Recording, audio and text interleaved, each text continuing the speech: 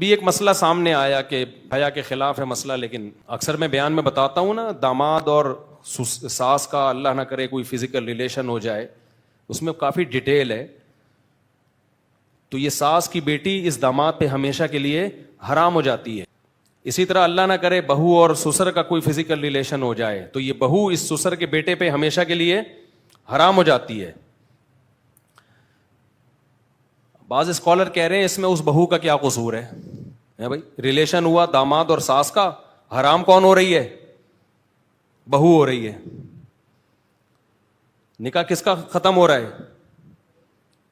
بہو اور داماد کا نا. داماد کا اللہ نہ کرے اپنی ساس سے کوئی ریلیشن ہو گیا تو ہم حرام کون؟ یہ اس ساس کی بیٹی پہ یہ شوہر کیا ہو جائے گا اس کا.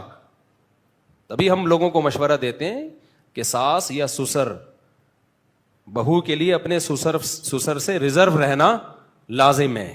اتنی بے تکلف نہیں ہو سکتی کہ وہ سسر سے ہینڈ شیک ہو رہا ہے اور گلے مل رہے ہیں، جی میری بہو جناب حج کر کے آ رہی ہے تو سسر صاحب ایئرپورٹ پہ اس سے گلے مل رہے ہیں، یا سسر صاحب حج کر کے آ رہے ہیں تو بہو اس سے گلے مل رہی ہے، ہینڈ شیک ہو رہا ہے. ہم کسی کی نیت پہ شک نہیں کرتے. تو یہاں بھی لوگ اشکال کرتے ہیں کہ بھائی غلطی ان کی ہے، سزا کس کو مل رہی ہے؟ تو ان سے میں کہتا ہوں کہ طلاق اکٹھی مرد 3 نکال دیتا ہے تو غلطی عورت کی ہے یا مرد کی؟ بولتے کیوں نہیں؟ مرد کی ہے. تو سزا کس کو مل رہی ہے؟ دیکھنے میں سزا کس کو مل رہی ہے؟ عورت کو مل رہی ہے. گھر اس کا اجڑ رہا ہے، اس کا بھی اجڑ رہا ہے، اس کا بھی تو اجڑ رہا ہے.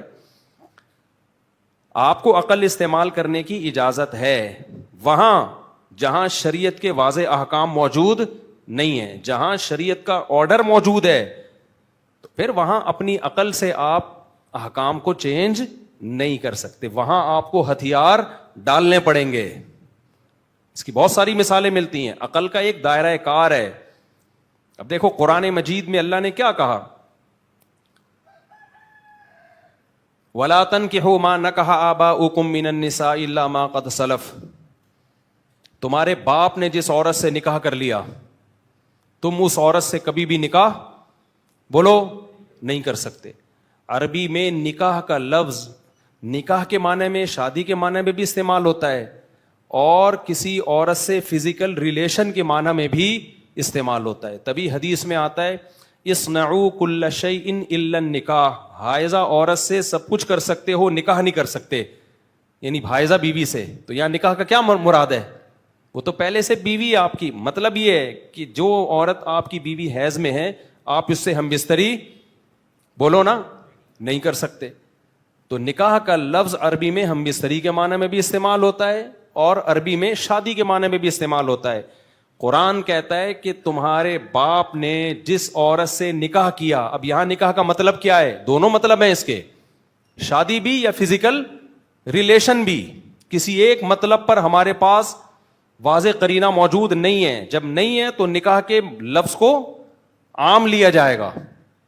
سمجھتے ہیں کہ نہیں سمجھتے؟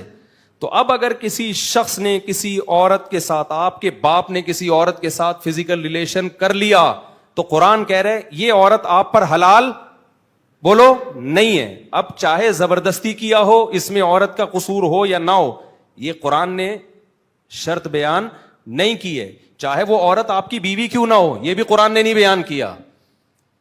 اب آپ کی بیوی کے ساتھ اللہ نہ کرے آپ کے والد کا فزیکل ریلیشن ہو گیا تو قرآن تو کہہ رہا ہے جس عورت کے ساتھ ریلیشن ہو گیا نا اب تم اس سے نکاح نہیں کر سکتے. ہوا ہے تو اس کا مطلب وہ حرام ہو گئی آپ کے اوپر. تو آج اسکالر بیٹھے ہوئے دے دنادن فتوے کہ اس میں عورت کا کیا قصور ہے، عورت کا کیا. بھائی قرآن نے یہ بیان کیا کہ قصور ہے یا نہیں ہے. باقی اس میں حکمتیں ہیں اسلام میں. دیکھو قانون دنیا میں جب بھی بنایا جاتا ہے چند لوگوں کے مفاد کو سامنے رکھ کے نہیں بنایا جاتا. قانون ہمیشہ میجورٹی کے دیکھ کے بنایا جاتا ہے. سمجھتے ہیں کہ نہیں سمجھتے؟ بعض دفعہ کسی قانون سے چند لوگوں کو نقصان ہو رہا ہوتا ہے لیکن میجورٹی اس نقصان سے بچ رہی ہوتی ہے.